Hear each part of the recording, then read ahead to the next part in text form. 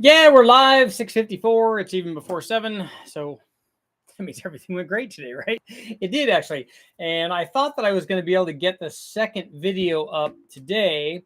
The one that I posted today was that we were measuring the difference in air fuel distribution between a single plane intake manifold and a dual plane intake manifold. This was on an LS. So right off the bat, when you're here, let me know in the comments what you think. Would a different firing order change this? Like, is the LS firing order better or worse than a single plane or dual plane manifold than a small block Chevy? Let me know in the comments, or a big block Chevy. Are there cylinders robbing air fuel from the carburetor, all that stuff? So let me know in the comments what you think. But what I did was ran this test, and we ran the motor with a single plane intake manifold and a carburetor. We ran it with a dual plane intake manifold and a carburetor. We took air fuel readings from what we do is we have long tube headers on there, and somewhere in the collector there's a provision for an O2 sensor bung, and we plug that in there, and then we use that to read the air fuel, and then we tune and adjust the amount of fuel that we have to supply to the motor accordingly to make it safe. So on an NA motor, safe is anywhere from 11 to 13 to 1.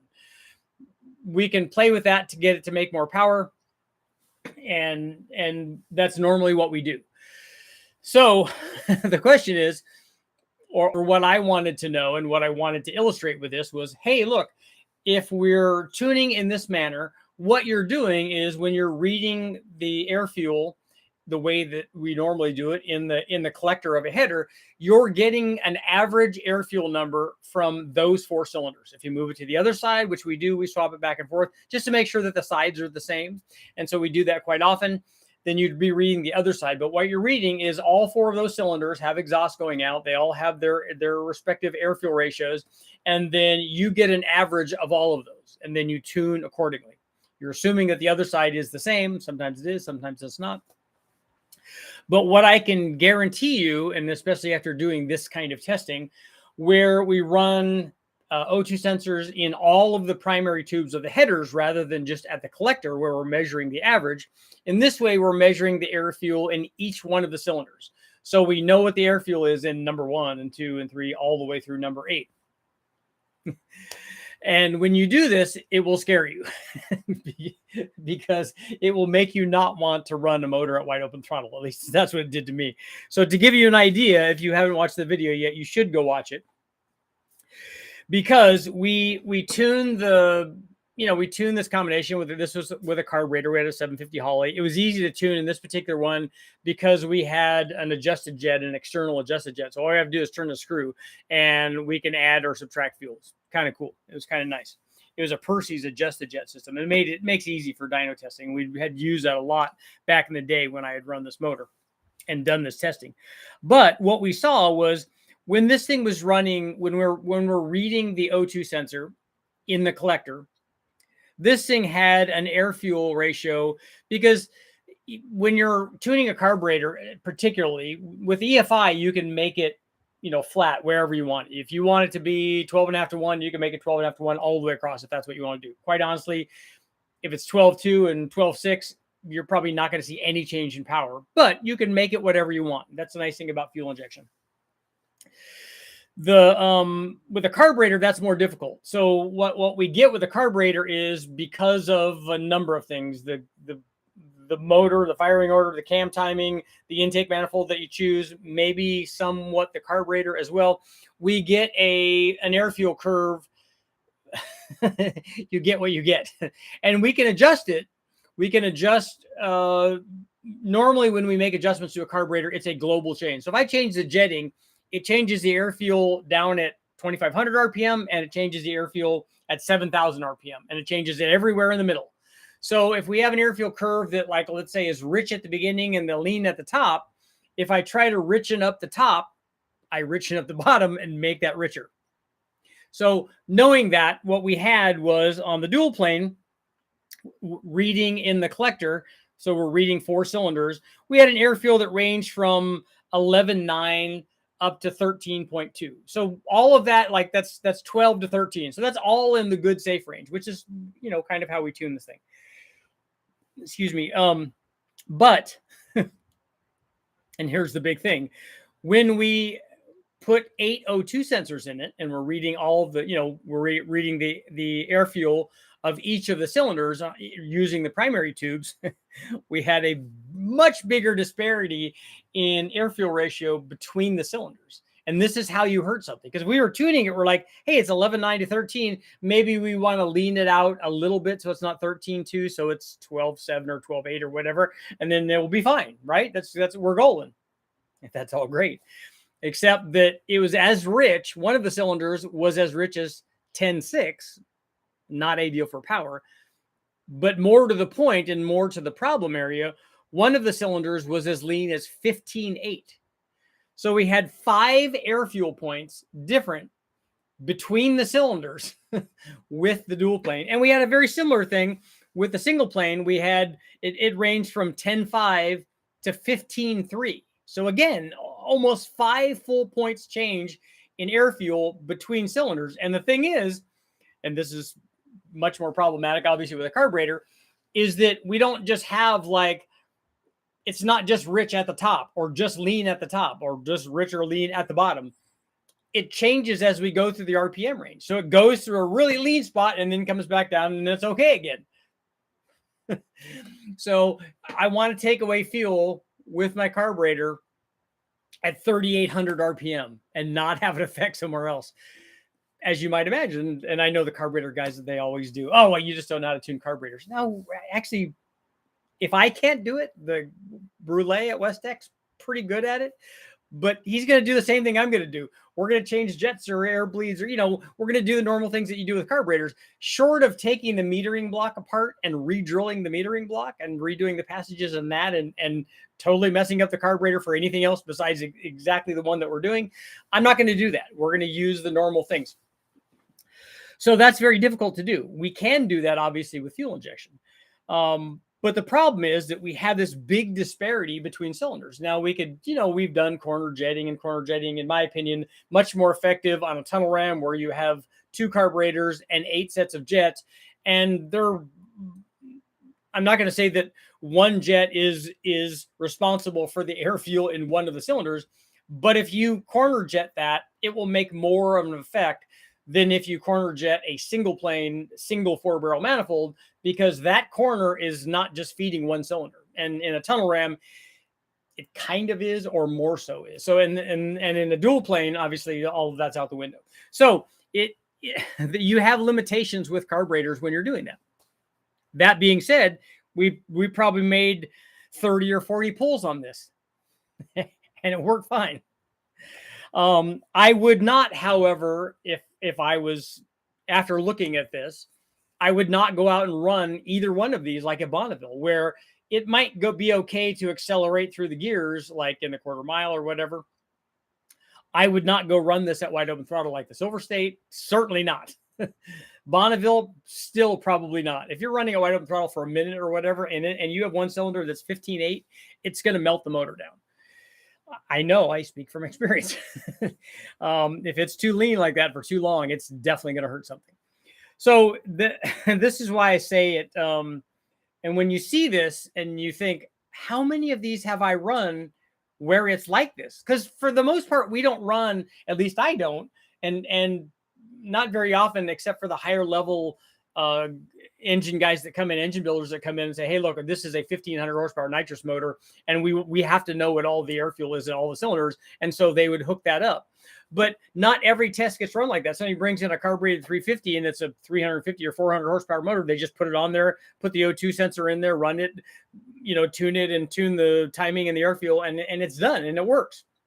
But the thing is, after seeing this, I'm like, well, how many of these have I run where one of the cylinders might be 15-1 and the other one might be 10? Because you have the other side of that too. We're talking about, okay, 15-1 could be damaging, but 10-1 is going to lose power. I mean, it's not going to lose a ton, as we've shown in the tuning videos that I've done.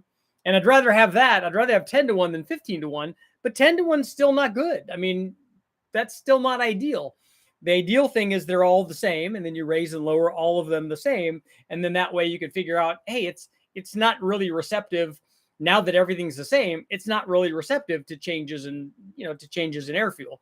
The other thing that happens is we see a big disparity in, and this is more problematic with a carburetor, because looking at these two intake manifolds, when you see the NA power curves, and you'll see that this continues with when we run boost with them, but a dual plane offers more low speed power. It also offers a greater signal to the carburetor down there. So the air fuel curve that you get from a dual plane is going to be a function of that torque production. It's not the other way around. A lot of guys are like, well, yeah, the air fuel caused the torque. I'm like, no, that's not what happened. The torque caused the need for the required fuel that you had to have to support that torque. It didn't get created because it had more fuel or because it had less fuel. One of those, that's a chicken and egg kind of thing.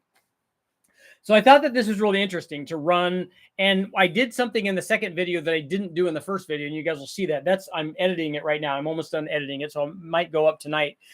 But I labeled all of the different individual cylinders, so you could see which ones they are. So people could bicker more than usual. Oh, it's number 1's always bad, or number 6 or number 8 or whatever. And so when I go through there and do the editing, I'll put in numbers, and then I reference some of them while I'm speaking too. Oh, red is number 1. Look, that thing's way lean. Or the pink one, which is number 7, or the blue one, which is number 2. So I went in and labeled them on the second video, so you guys will get more of a handle on what's going on. But naturally, in this video, what we did was we ran it in the first part. We ran it naturally aspirated with the 2 intake manifolds, and then did all this airfill data, this 802 sensor airfill data. And then we did the same thing after putting a Vortec on it, blowing through a CSU carburetor, same intake manifolds. The one change that I did make is that on the dual plane, we ran a 1/2-inch spacer under it, not because I wanted a spacer or because I thought it would make more power, but the spacer that we run has several vacuum ports on it, so that we can get boost to the dyno, so we could read it, so we could get boost up to the fuel pressure regulators, to the blow off valve and things, because we need those references. And this had this, and the intake manifold didn't really have that. So it's just easy. We put that spacer on, it has the vacuums, we run the lines out, and that works too. But the thing is, on a dual plane, an open spacer like that, regardless of what the size is, whether it's a 1/2-inch or inch or 2-inch or whatever, if you want to stack a bunch of them on like I did not long ago, but it changes the way that the intake manifold works. What it does is makes it less responsive down low and more responsive up top. So it reduces signal down low, because it turns it more into, it starts acting a little bit more like a common plenum manifold, because it's no longer divided all the way up. So, but that happened. That's a real thing.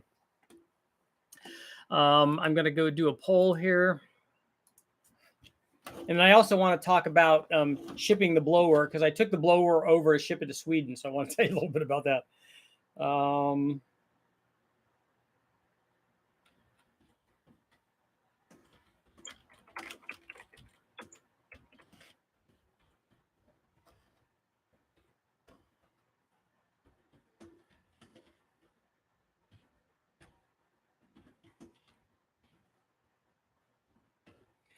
Okay, would you run a motor wide open throttle at 15.8 to 1 air fuel? Well, on the plus side, you probably would get good fuel mileage, right? Okay, let's see what people got going on. Waffle sounds good. I'm hungry. Yep. The reason that I asked about the waffles thing is I had a company contact me that puts together raffles. And I have lots of things that I could raffle off, because I have lots of parts laying around. And so I was asking if I should do those so that people can win things. I've never done one and not quite sure how to do it. This company takes care of it. I'm sure they take a percentage of it. I can also just do those do a waffle the way that they do them on Facebook or something. So let me know if that might be a good way for me to get rid of some of all of this stuff. 5.7 pistons on a 4.8 crank. Yes, you can do that. Or 6.0 pistons. But you have to have the right block, obviously, for that. Makes me really think I should try to run a little richer than in the past. 12.8 to 13.1 NA.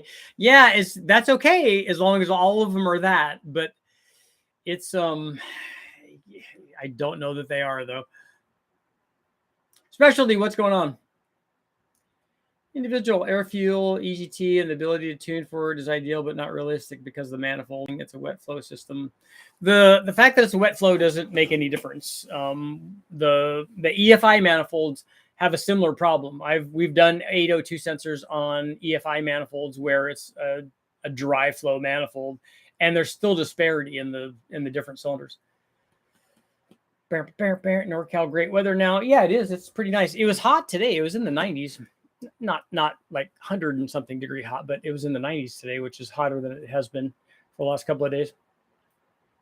Richard, you should do the same test on EFI intake manifold with flow match injectors. The flow match injectors are not, I mean, the variation injectors is going to be minimal, but we could do that. You're not going to have a disparity from the injectors unless you have, decapped ones, but you will have a difference in power production in the cylinders, and you'll have a difference in air fuel in them also. I know that because we did one with the truck intake manifold.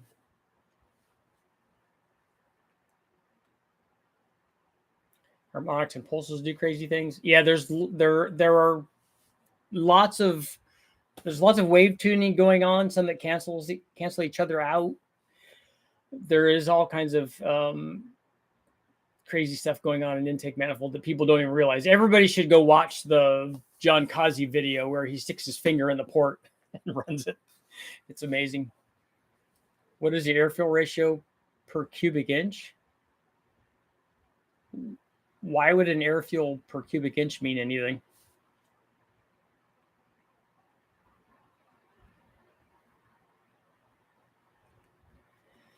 Got some performance chip for my 03 6-liter. Didn't notice much of a difference. Yeah, it's hard for me to know what they did, but there's only two things. They just change. If they didn't change the trans programming, shifting at a higher RPM or firmware shifts or those kinds of things, because you normally can feel that, but they're just changing air fuel and timing. The factory stuff is usually fairly conservative. It's usually fairly rich and does not have a lot of timing in it. So it's pretty easy, with more programming to get, more power from it.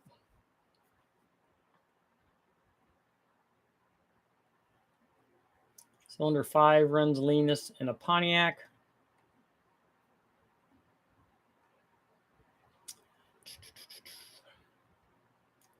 Somebody said 4.7 firing orders improve fuel distribution. I don't know. This is an LS, so it kind of has that. It definitely has a different firing order than the small block Chevy does. So I still think that this is more intake manifold design.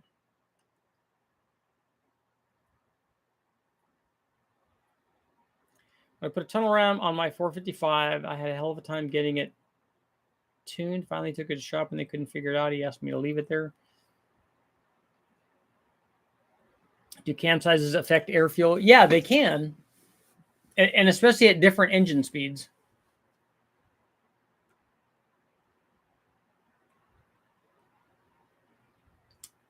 Next day it ran amazing, so I asked him what he did, and he said he called his dad. Okay. Cooking steaks, nice.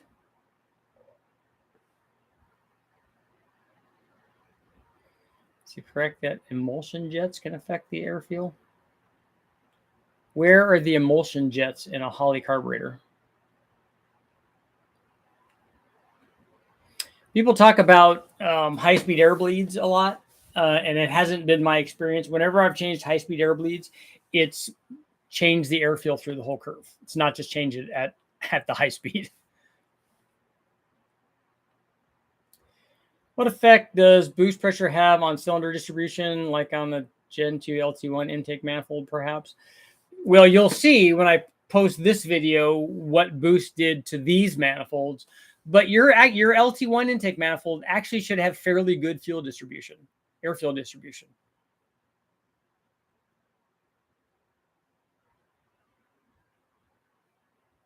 Allegedly, some Ford fuel injection systems tune individual cylinders by looking at O2 readings and taking into account the firing order, exhaust pulses delay to the O2 sensor. I wonder if it's true.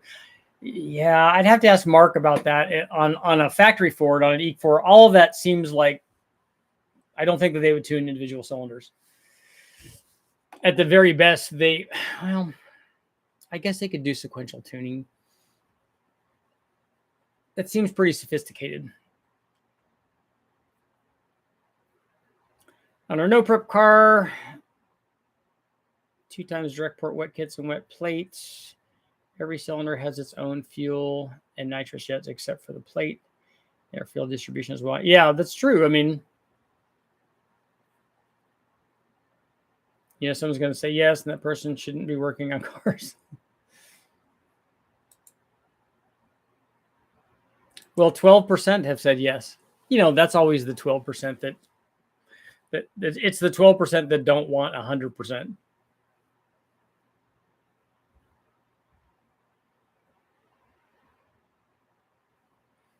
But a 4500 4-inch cross section, I don't know what you mean by a 4-inch cross section. Is it a port cross section? But a 4500 single plane intake manifold actually would work well on a 416. Take a look at the LS3 video that I did. And I don't know if you have an LS3 base motor or with the 416, I'm assuming that it is, or if it's an LS7 headed thing. Take a look at the LS3 video that I did. And the 4500 intake manifold is better than the 4150 intake manifold.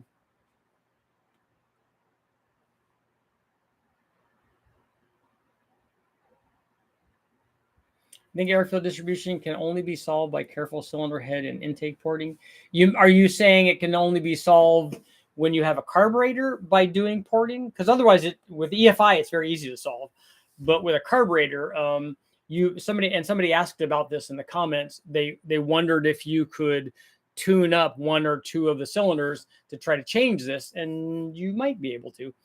I would be interested in doing extrude honing of 1 cylinder. But the problem is that we look at that as an absolute thing. And okay, this one doesn't flow enough, or this one makes too much power, so we're going to port the other one, or this one doesn't make enough power, so we're going to port this one. That's all well and good, but the disparity in air fuel varies with RPM. You're not going to change that from porting. What do you think of a Blue Thunder 3-deuce intake on 302? I think it's an excellent idea. I think a multi-carb induction system is a great idea on everything. Yes to waffles and waffles.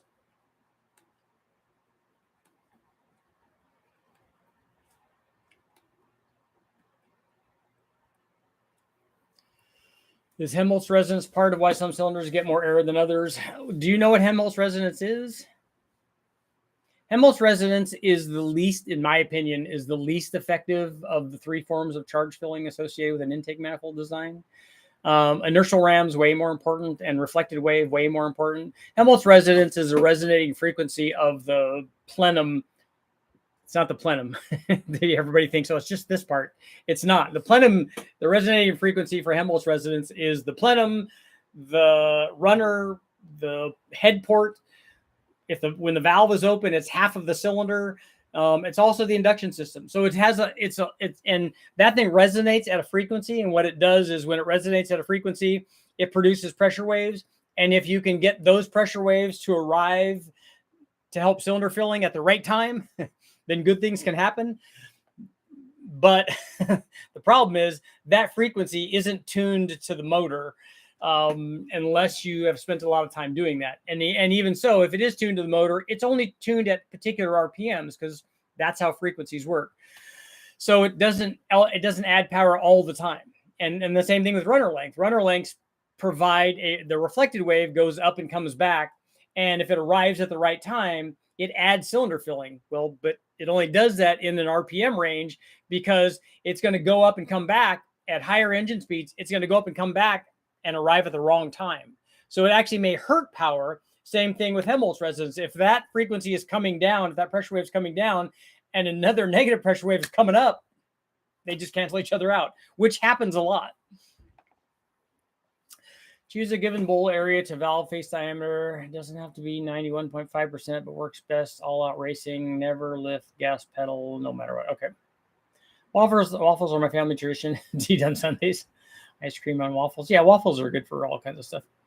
My OQ4 base carb turbo motor has a rear two a little leaner than the rest by almost a point. 12.7 on the leanest, but only running 8 pounds. Yeah, if you run it rich and safe, that's good. But I run an engine at 15.8, not intentionally, but I think we unknowingly drive vehicles. Yeah. Well, and under part throttle, under cruise, I'm sure that happens. In fact, I would prefer that to happen. And I know that in the Civic, in the VX, it was 19-1 under cruise, under lean burn mode. So we know that it will cruise down the road like that, but it has almost no load though.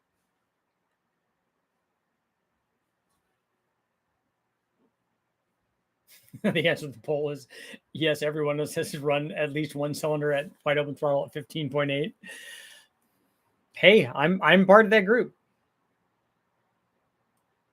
Air fuel is better calculated by airflow pounds per. Actually, air fuel is best calculated by an air fuel meter. Seems that the metering block is the only way to change the air fuel ratios at mid RPM. And again, I'm not certain that we, even with a metering block change, and haven't gone into that greatly, but I think it would be hard to do at 1 RPM and not have an effect somewhere else. I'd like to see that. I'd like to see somebody that's really good. Now, the new Edelbrock carburetor is really amazing, but I haven't spent enough time with it yet. Ever do the study on a super fancy intake like a Parker funnel web? I've run the funnel web a lot, but I don't remember running 8. I'd have to go back and look. I've run the Parker funnel web probably 8 or 10 times, but I'd have to go back and look and see if we ever ran it with 802s. I didn't ever do a test like this with that funnel web.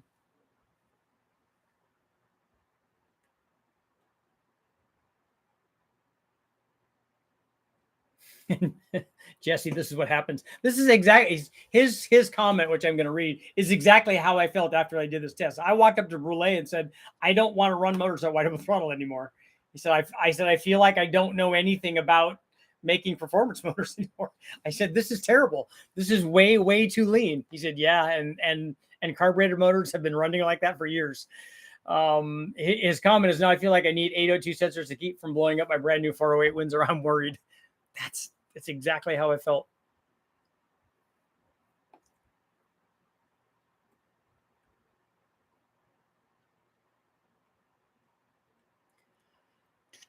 You can make lean power.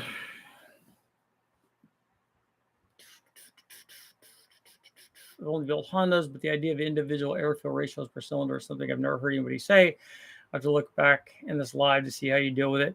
Well, if you're doing Hondas, more than likely you're doing EFI Hondas, because I've done a lot of Honda stuff. And so if you're doing fuel injection and you can tune individual cylinders, you can make all the cylinders work. The other thing that's beneficial is on a 4-cylinder Honda, with the intake design that they have and the cylinder head that they have, they're really, really good at making sure that each one of the cylinders wants to make the same amount of power and has good airfield distribution. So I'd like to run a test, a 402 sensor test on a Honda to see that that's the case, but I think that it is. Richard, we need to see the same data on an inline 6. Not just an inline 6, but an inline 6 with a particular manifold, because the manifolding, the intake manifold, and the header to some extent, because the header has a scavenging effect, which also affects things. And if you talk to David Vizard, he'll tell you shouldn't make you shouldn't make all the tubes the same on your header, because I don't know.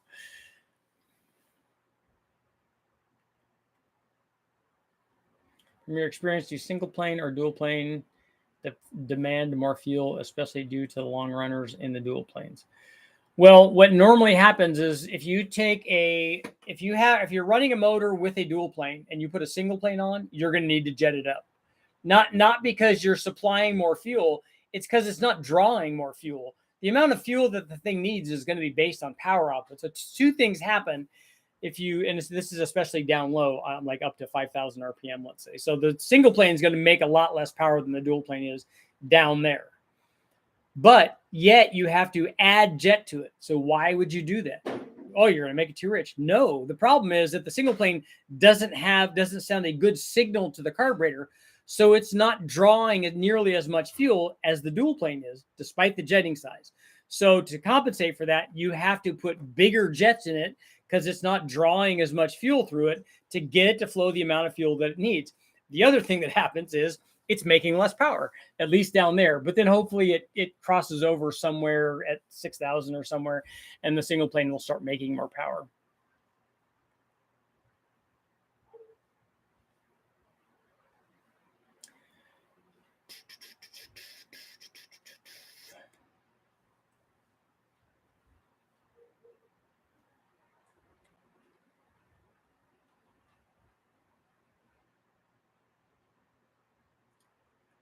Let's see here. I'm scrolling back.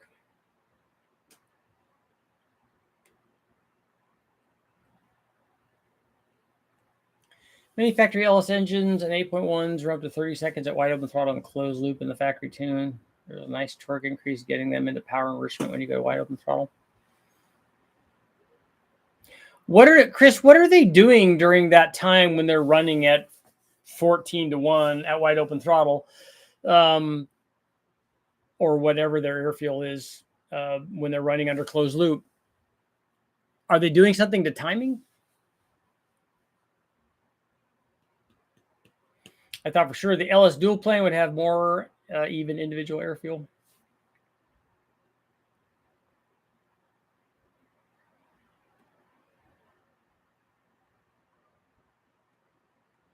Chevy did a lot of Helmholtz resonance testing with their new LT6 intake manifold. I'd like to take a look at the inside of that and see what they're doing. You can see it way back in the day. Ford did, and other people have done this too. Ford did on their truck 4.6 liter intake manifold. They did a Helmholtz resonance valve, and what they're doing is just connecting the two sides of the plenum. They're changing the plenum volume. You know, in one condition, they have it divided, so each side is feeding from a smaller plenum volume, and then they open this up. The thing is, it had very little effect on power, except down at like 2,500 RPM. It had a big torque jump, where guys are getting on the throttle and wanting, and where they're towing and things, and where they're doing truck stuff. Because at the rest of the RPM range, it made no difference whether the thing was open or closed, because we ran a bunch of tests with it. Runner length tends to have more of an effect on that, but I've seen some good examples where changing plenum volume had a pretty good effect on power. I believe my rear two are lean due to vacuum source on the rear of the intake manifold pulling PCV gases into the intake. So do you have a PCV that you're drawing into the intake manifold?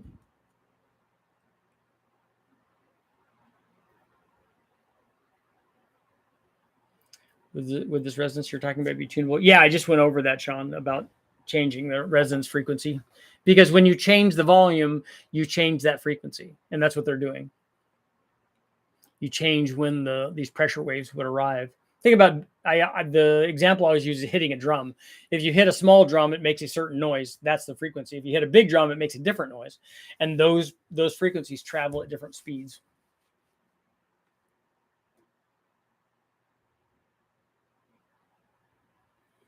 Richard, what's the longest runner aftermarket big block manifold you can think of looking for something for a 454 powered tow truck? I don't know. Maybe the old Arizona Speed Marine or Chevrolet had that that TPI looking thing. It was a tunnel ramish kind of thing. That's the only one I remember. They used to have it even on some of their crate motors, I think.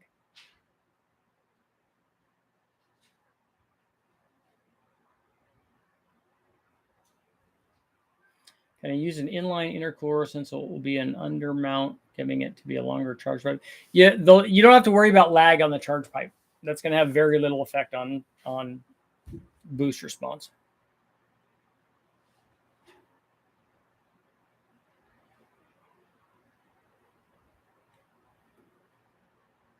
wonder if the air fuel distribution is related to heat soak. The largest difference in jets between cylinders 1 and 7 and 2 and 8. 3, 4, and 6 are close. It's a long runner intake with a dominator soft carb. On your motor you're talking about? I don't know why the air fuel would be different on. You think some of the runners are getting more heat soak than others, or some of the cylinders in the head are getting more heat soak than others, and that's causing a change in airflow into that cylinder?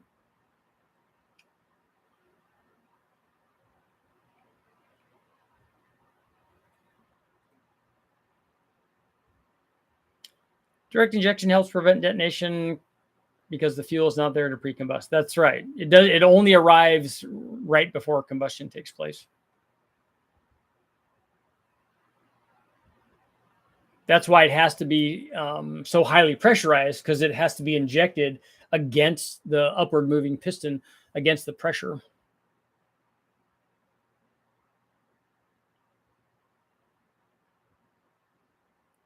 On the 3 TBI engines I've used an airfield gauge on, they would stay at 14.7 at wide open throttle for as long as I kept it wide open. That doesn't seem like a good idea.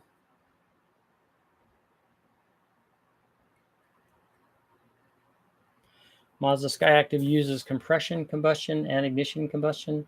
Is the Skyactiv a diesel then?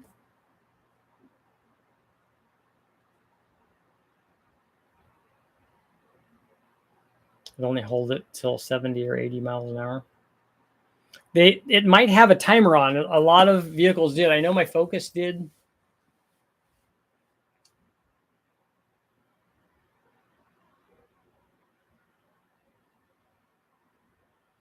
The 90s LT1s and LT4s, as well as newer Nissans, have individual fuel trim ability, both idle and off idle. It wouldn't surprise me if they did that at lower engine speeds, but they're probably not doing that at wide open throttle, though. Or I wonder if they're doing that at wide open throttle. Because I was told that even back with the 5-liter HO Fords, that they were sequential and they advertised them as sequential fuel injection, but they were only sequential up to a given RPM range. And then they switched over to batch.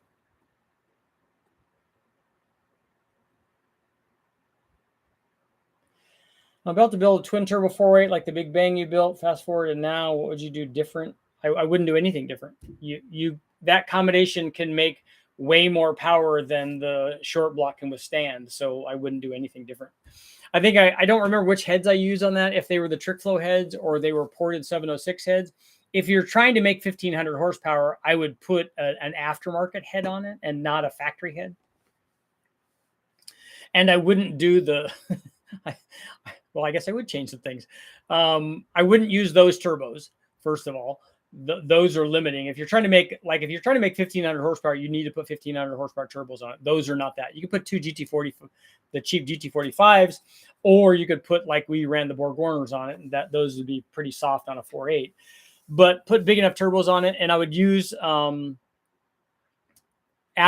cylinder heads. Probably a 205 trick flow head, because that seems to be, a really good head for that small bore, and it has a thicker deck. Mazda use DI to put more fuel in the center of the chamber. How much more head flow do you gain going from a 390 bore to a 4060 bore? That's a good question. I'd have to go back and look. I think I remember testing, and when I was doing stuff with Brian, I think he had one size bore plate and we had another size bore plate. And then when I was trying to figure out if there was a difference between the different size bore plates, but I could flow something and find out to see if it's different.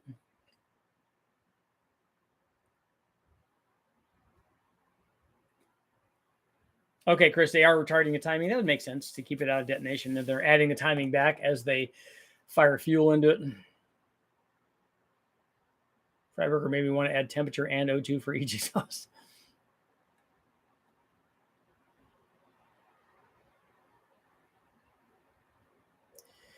Excessive motorsports. EGTs will not tell you what an air fuel meter does. EGTs are really much better for timing than they are for air fuel, because you can alter the temperature of the exhaust with changes in timing way more than you can with changes in fuel. That being said, I ran an EGT on my Mustang for a long time when I had a Vortex supercharger on it.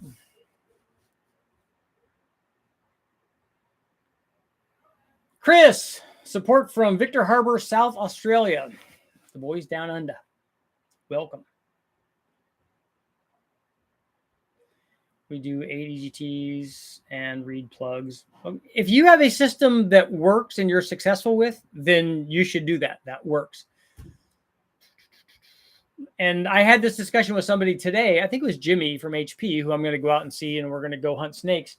But my point was that people don't drive around with 802s. They don't have that on their thing. Only people that have dynos usually have that information.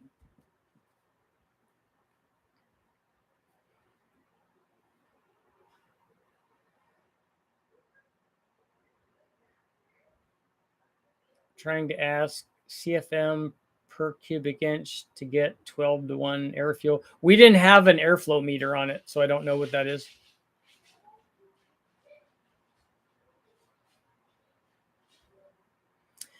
Have you ever done similar tests on individual cylinder AFR on Gen 4, Gen 5 big blocks? Yes, I think if I haven't, then the guys at West Tech have. My BMW has the same type of plenum valve. I always wonder how much effect it actually makes. DC program changeover is 3,500. The nice thing about factory stuff is the factory engineers spend a lot of time with their exact combination, with their intake manifold, cam timing, their induction setup, the way that they run their factory exhaust, the cam timing that they have, all of that. And maybe if that's a BMW, it also has VVT, valve Vanos or whatever. And then they also do that, and they find something that works really well with that combination. That is not a universal thing any more than, people talk about, well, what if I advance the cam? I'm going to pick up a whole bunch of low speed power. Well, maybe you won't. Maybe you don't pick up any. Maybe you just lose power. So it is combination specific, and the OEMs at the level that they can test at and the knowledge and information that they have is, we don't have that.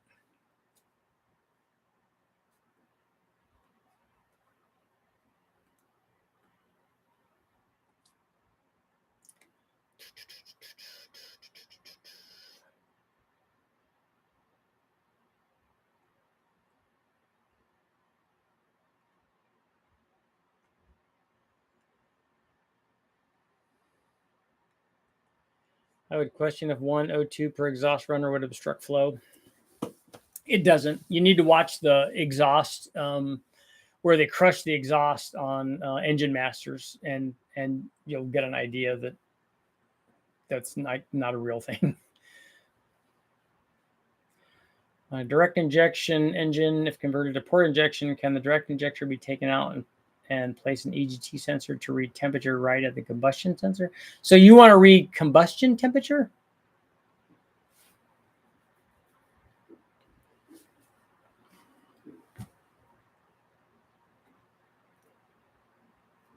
Richard, thank you for reading all these comments and hanging out with us. Yeah, that's why we're all here, man.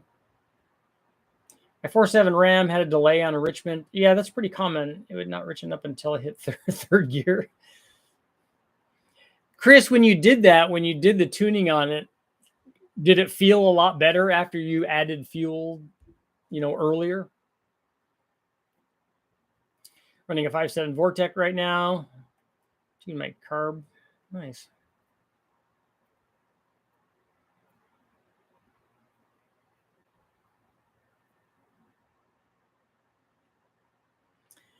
Is airfill changing when that happens? If less air is getting in? They did some interesting tests at West Tech with the Engine Masters guys when they were doing the fuel temperature stuff. And they talked to Billy about it a great deal, and realized that when they were cooling that off, that they were getting more air in.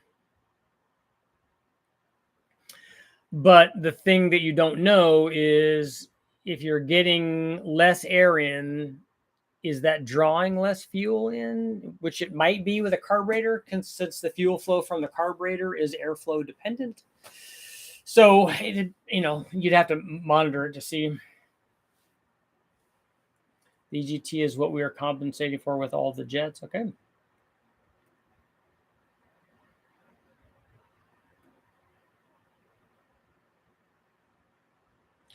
What do you mean hunt snakes? I'm going to Florida to try to catch the Burmese pythons.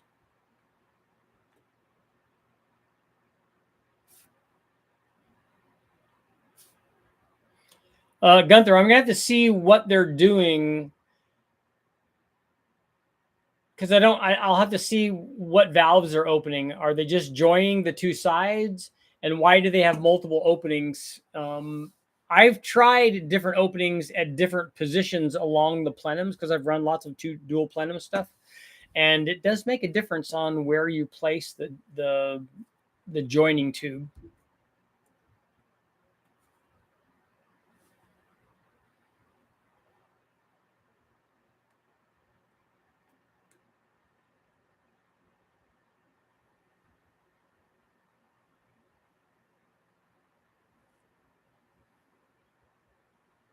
On a distributorless ignition, the EGTs tend to be very reliable for air. Why would the EGTs be reliable for air fuel on a coil-on plug setup that doesn't have a distributor? Why would a distributor even affect that at all?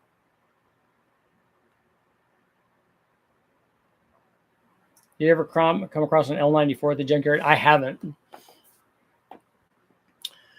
Like EGTs for timing, start out with low timing, then add until the EGT drops. Helps find minimum best torque timing by ensuring the air fuel is completely burned before the exhaust valve opens.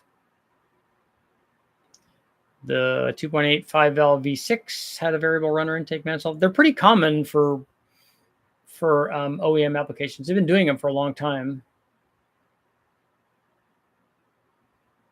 That's a good non-chambered muffler to use for single turbo. The MagnaFlow stuff works really good.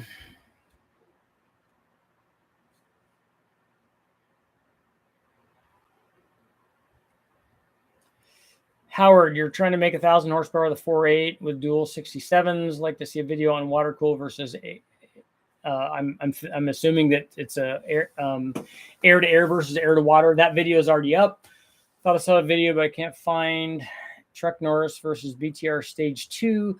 I didn't do a Truck Norris versus BTR Stage 2 on a turbo application.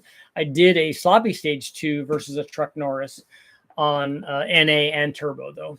And as a spoiler alert, they do the same things under boost that they do NA. One of those, the bigger cam makes more power up top and less down low, and it does that whether there's boost there or not. Any small tips for a 5.7 carbureted Vortec? Do you have do you have a blower on it or something?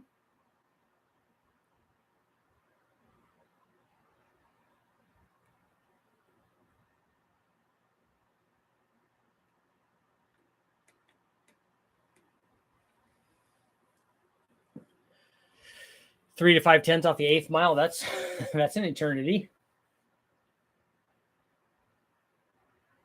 Just don't die of the Burmese pythons. Yeah, the record right now is it's 19 feet and 19 feet and change. We're not thinking that we're going there for a few days and thinking that record isn't in any way in danger. I've just never run across any sort of snake that's as big as those things can get. So I just want to go out there and go on a little adventure. So an EFI carb would show the same lean cylinder as a carburetor. It probably would, because I think it's primarily the intake design. But I have to caveat this, because the throttle body injection, because it's fuel injection, on a carburetor, you're asking it, the engine is asking it for fuel. On fuel injection, you're telling the engine that I'm supplying this amount of fuel. So it's not dependent on the motor. So it might be that if we supplied the same amount of fuel, that it might go to cylinders differently, because it's not airflow or draw dependent. Chris, the snakes in you guys have lots of venomous snakes in Australia. They have quite a few in the Everglades too, more than we have here. Around here, all we have are rattlesnakes.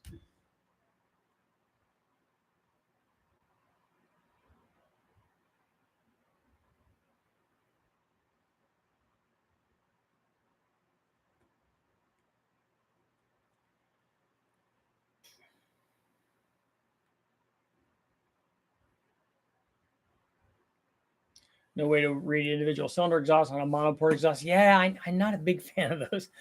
So maybe if the EGT sensor takes place of the direct injector, it might read individual cylinder exhaust temperature.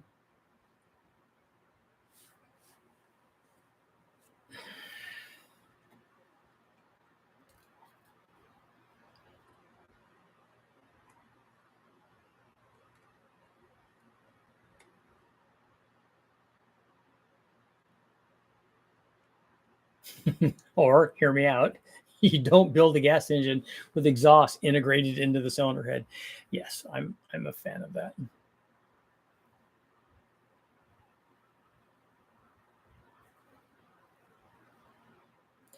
Be interesting to hear what Brule has to say about emulsion jets, and if he has firsthand experience testing with them on the dyno. He does, and I think that the Edelbrock carburetor is a 4-circuit carburetor. So maybe we would have more adjustability there.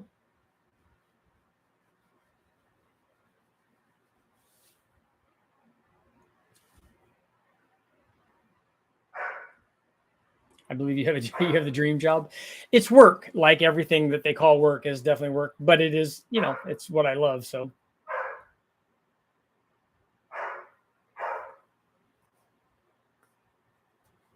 Richard, on the sequential, have you thought about using an Arduino to control a solenoid to open and close the throttle bodies? I have not thought about that. I haven't got that far. I've swapped this. I mean, I think we have extra channels on the Holly, so couldn't we send the signal through a Holly? I've swapped a 78 354 barrel intake manifold with the Quadrajet onto an 84. That's probably TBI 350. And it ran amazing. That's good to hear.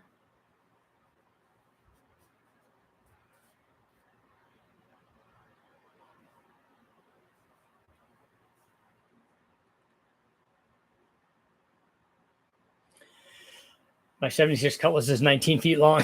I couldn't imagine a snake that big. I guarantee you there are bigger snakes out there than that. Those pythons get bigger than that. It's just that they haven't been able to catch one that's that big yet. But it is out there, I'm sure. I'm probably not going to find it. But I'd like to find something big. It would be fun. I mean, it's like I said, it's going to be an adventure. Just going out there and seeing gators and other kinds of snakes, cottonmouths and all kinds of stuff.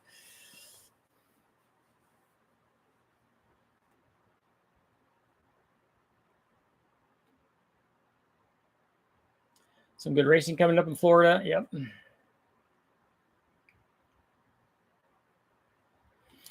It's just an A. Wonder if you had any tips. So it's Edelbrock. Yeah, just make sure the CARB is tuned correctly. JAGS distributor. So Les, I'm scrolling back just to read your other thing here.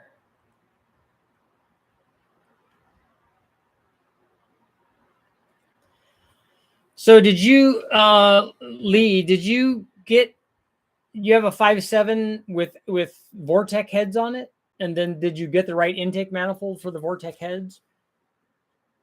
Those are good combinations. I like the L31s. That's of the small block Chevy stuff. That's probably my favorite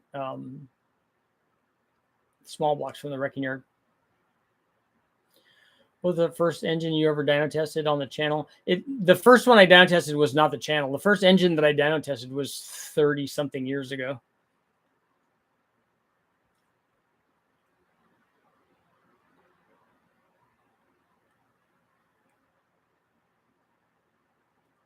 Pretty sure snake that big catches you. Yeah, I'm sure he had buddies with him when he caught the 19-footer. I mean, if you get a hold of it and you chop its head off, it's pretty easy to catch that way. But that's not what we want to do.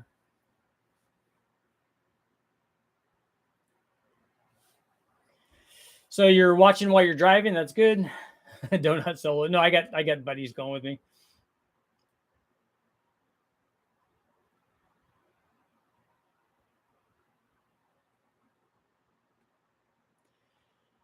Speaking of racing in Florida, have you ever thought of taking part in Cletus's Crown Victoria? Yeah, if he offered, I would definitely go. Richard, that was reference to the Holly system. Which controller are you going to use? We don't have a Terminator. We have an HP. We also have a Dominator there, I think.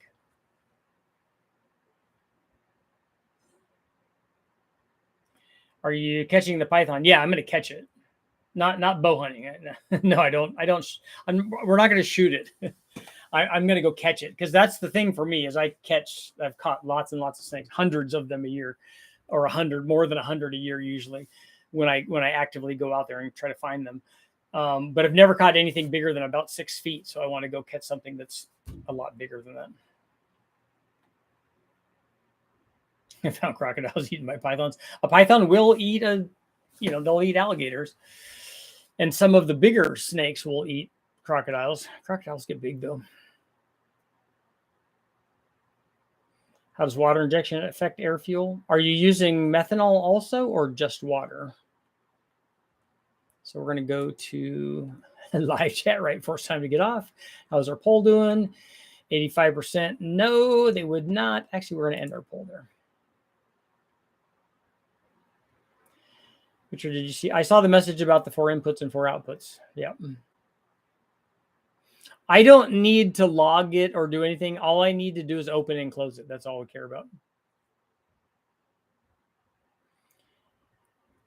How much of pain is water meth injection if I didn't want to run E85? I don't think those two things are a substitution for each other. The only way that I would substitute water meth injection for E85 is if you can't get E85. Don't mess with crocodiles. Alligators are usually chill though. Toss them some marshmallows. You gotta leave them wherever you want. You just have to turn them over and rub their belly, then they're fine.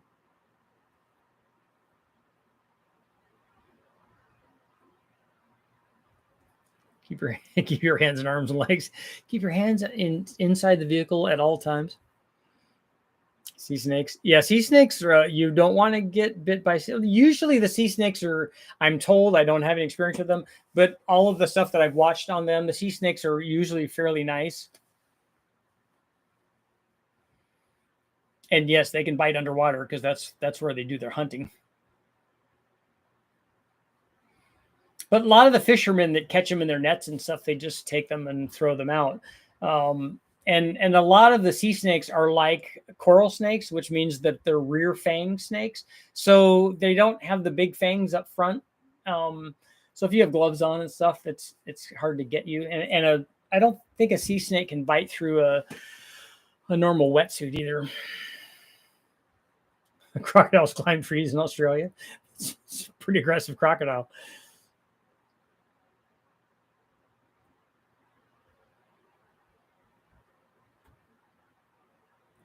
A street-driven turbo car with high coolant and intake temps, would an air-to-water be much better than a base air-to-air? I don't know that your transfer medium is going to be dramatically different depending on where you position that. If you have an air-to-air that's out in front of the radiator, and as long as it's away from the radiator and it's not just sitting there idling where it's getting radiant heat if you're driving, the water that you would have, because you have a secondary heat exchanger for that, and assuming that you don't have ice water, those temperatures in the ones that I've run on the street are very, very comparable. So they should have fairly equal cooling properties, assuming, again, this is a lot of assuming, that you have sized the cores so that they'll do that, which is pretty normal. Bigger on an air-to-air than the air-to-water that we normally run. So I don't know that the high coolant temps and intake air temps, you want an intercooler definitely. And if you can run ice water at the track, that's why I like air-to-water stuff more than I like air-to-air stuff. And if you have high air intake temps, I would try to get cold air to it.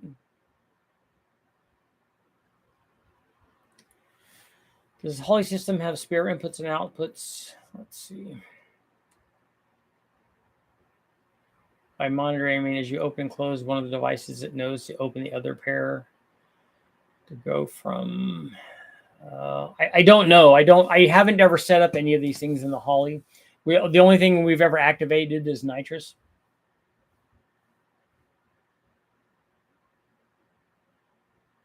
I don't recommend flipping them over. It works with bluebellies, so it has to work with all large reptiles, right?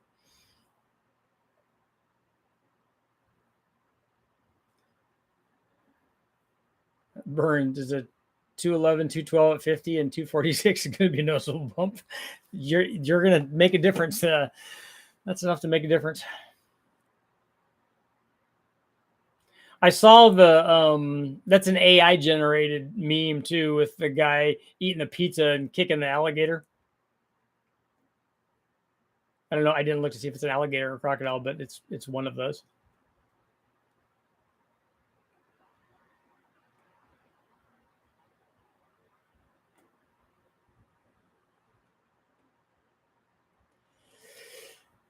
Reloading. You're going to run a 218 cam in your 305 with tune port on it.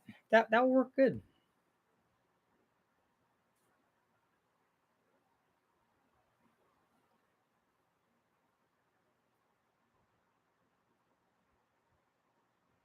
But yeah, 210 or 212 cam on a 305 would be fine. Take a look at the cams that we ran on the 305. Those were actually pretty good. I think we went up to a 224. We have water moccasins. Yeah, they have those.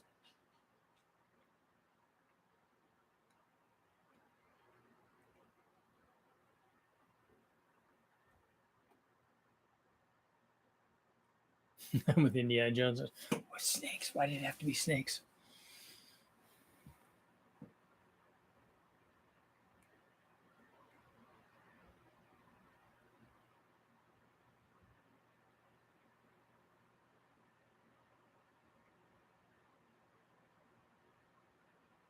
So the gators will be chilling in the branches?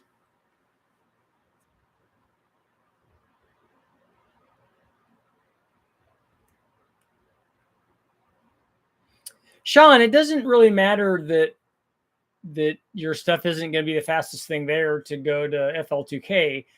Just take it and have fun. Get to meet people, be around other cool car guys and fast guys. Dual TBI is a thing, actually. Way back when I was doing stuff this is with that All Chevy magazine. The guys from Turbo City, oddly enough, did they wanted to be able to get more fuel to small blocks and big blocks, so they figured out a way to use the factory computer and to be able to run two throttle body injections. So they ran a dual quad manifold and then two of the throttle bodies. So they cured the problem with not being able to get enough fuel to some of the hopped up small blocks and big blocks. And that's how they did it. I don't know how they did the programming of the factory computer to run two of them. I don't know if they split the signal or what they were doing.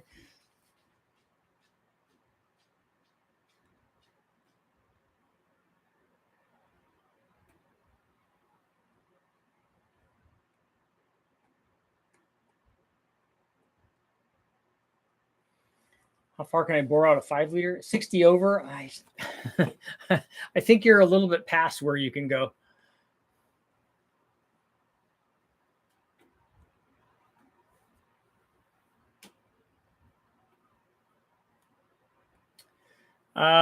CA, what's going on? I haven't heard from you in a long time, but I don't know what you mean by thoughts.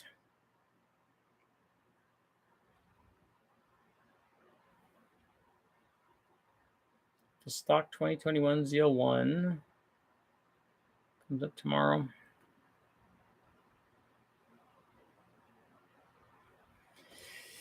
Richard, I just basically rebuilt my motor off of your cheap versus steep small block Chevy cylinder head. I have a 274 on my 383 Speedmaster heads upgraded to AFRs. Did it make a difference? Airflow research should be a lot better than that one.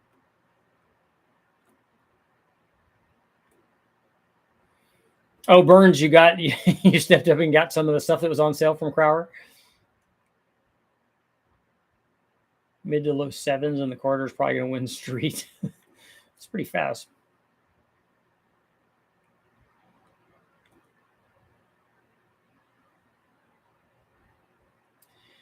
I was talking to an old timer on the forum living in Florida. He said best to go into the woods. Oh, Everglades with a 44 Magnum 500 or Smith & Wesson 10.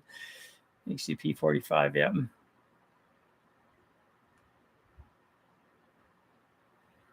218, 224, 218 soon just moved higher than. Well, if it's a tune port motor, you're not going to move the power band. You're not ever going to move the power band very high.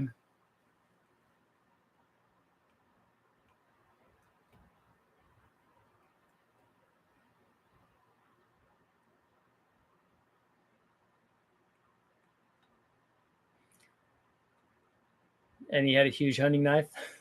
That's no knife. This is a knife.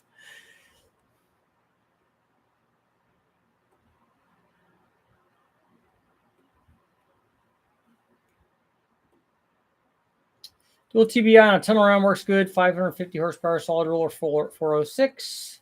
Built a power transistor box to amplify the injector signal to drive 4 injectors.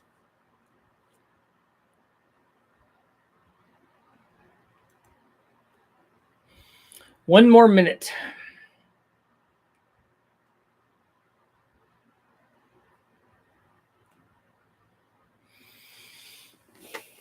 Yeah, I want to go. I was talking to Jimmy today, and I said, look, I want to go do one of these drag and drive events with my Omni. I'm not going to get things. So far, it's a 15-second car.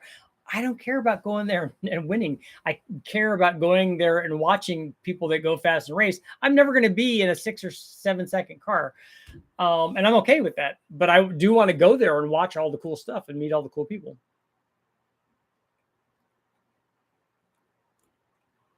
Yeah, that would be good, Sean.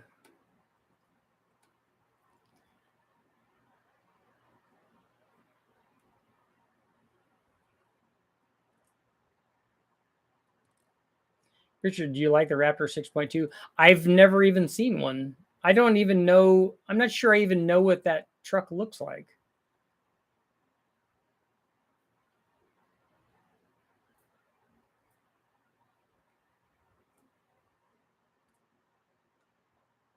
The 78305, I'm going to put the TFS heads on.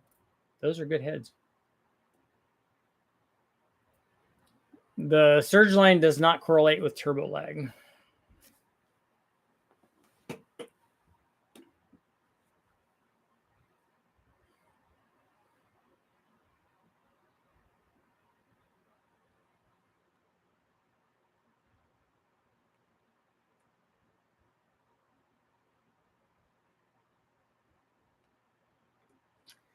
Been looking for your old dyno videos. Have you ever done a 69 Chevy 302? Yeah, I've done an original DZ 302 with angle plug heads.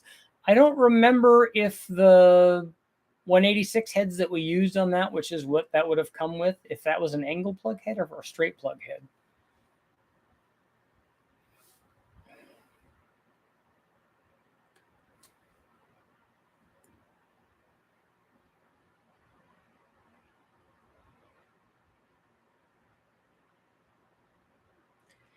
Wally, I don't have an answer for your CFM per CID because airflow relative displacement is going to be a function of the power output of that displacement.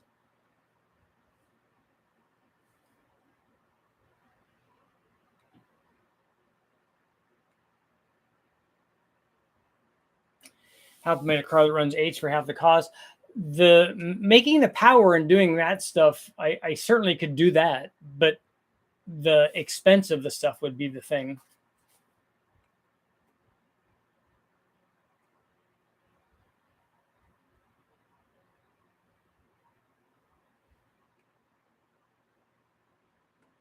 Sub 10 seconds was not a 9-second car should not be that hard, at least in terms of power, but the transmission and the rear end and all that stuff is really expensive. Have you or will you test the Holley dual quad manifold 300 120? I'll have to look that one up and see if that's that silly one.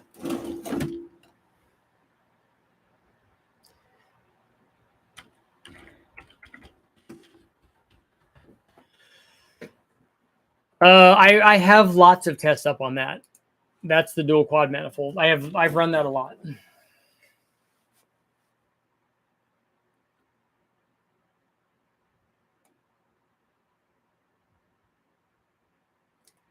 Take a good knife. Yeah, we'll be taken care of.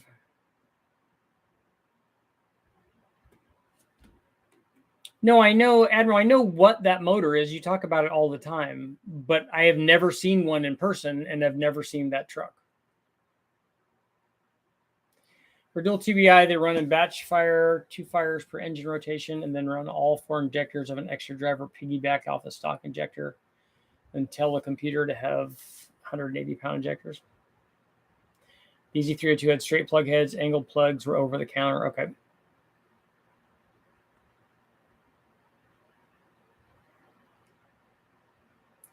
Florida does not have open carry, but we do have permitless concealed carry. How? Why would they allow you to carry a concealed weapon and not an open carry? That doesn't make any logical sense.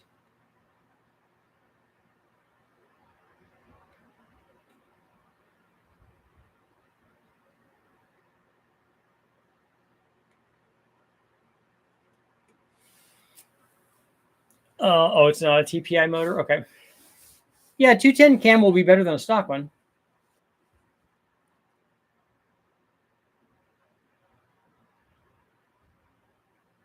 Don't forget how expensive it is when a 990 car breaks down. Exactly. See, I liked going to the Silver State and to Bonneville. Bonneville, we didn't drive the car out there, although we could have driven the Civic out there. I kind of wanted to do that one time. But for the Silver State, the 12 years that I did it, I drove my car out there and raced it at wide open throttle for 40 minutes and then drove it home. It had to be that reliable.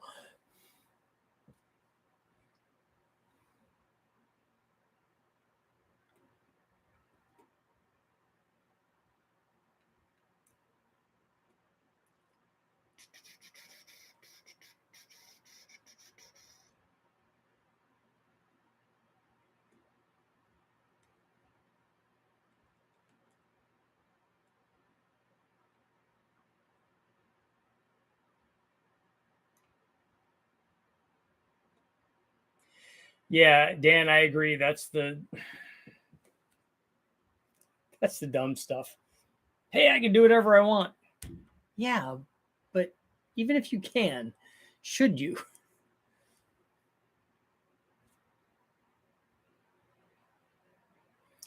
you ever heard of putting a wire screen inside the intake? Yeah, I actually wanted to try that on on a a Boss 302 or on a 4V Cleveland, like that Boss 351. I figured if I'm going to try it on any of them, because I know that the screen is going to reduce airflow, it has to. But I was hoping that if we had an intake that had way more flow than we needed, or at least more port volume than we needed, and we put a screen on it and we could see any kind of change. I honestly don't think it's going to do anything. I think it's just going to hurt power, but because I don't think it's going to help atomization.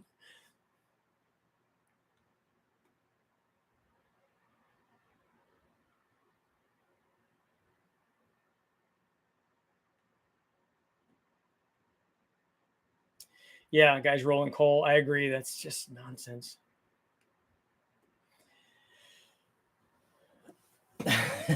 Yeah, they're big wild pigs. That's that of all of the things that are in the Everglades, that's the thing that we talked about most.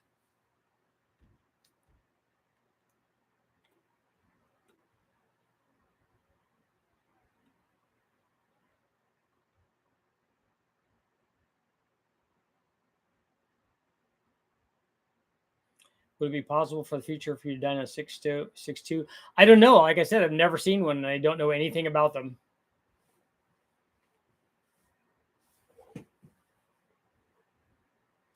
Some places you can only open carry if you're hunting or fishing. See, that makes sense. I don't think people should walk around downtown or at the mall or whatever with that stuff. That's just nonsense. What are your favorite motors? I don't have any. I like all of them. You should try the rod mod, individual airfield testing, see if it improves. We didn't do, although Brian Tooley might have, James might have, they may have run individual O2s on that.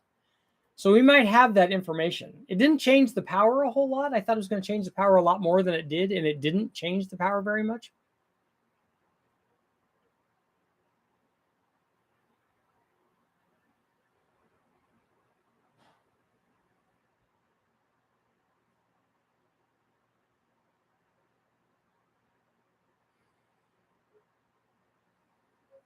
Yeah, I mean, that sort of diesel nonsense brought the powers to that be down hard on the whole industry. It's just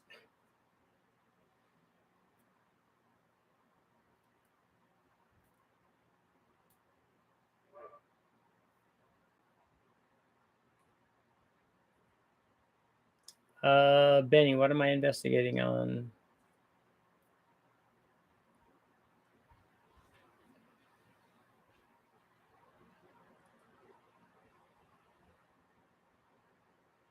Correcting air fuel doesn't change power much. Yeah, when we did the individual cylinder stuff, I was very, very disappointed.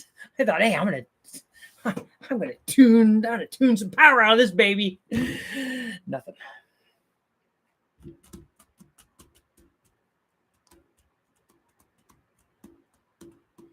Admiral, is the Raptor a different version of that 6.2 than any of these normal Super Duties are?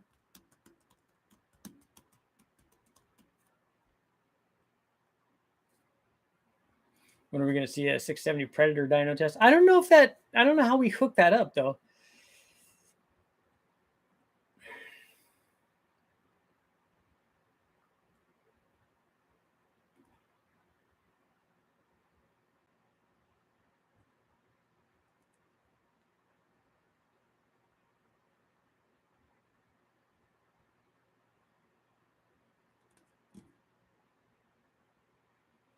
The Raptor version got better cams and valve springs and a different controller too. Yeah, the controller and tune we obviously can work around.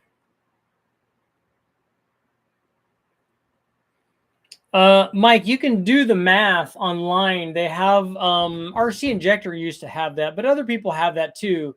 You can plug in your injector size and flow, and you can change the pressure, and it will show you how much the change in flow is.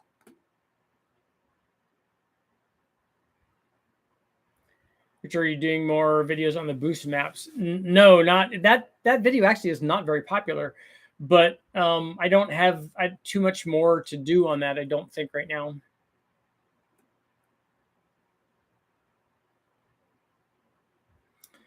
Okay, Deutschworks has flow versus pressure. Yeah, there should be a lot of them online. I'm surprised. I would be surprised if Wallace Racing doesn't have that.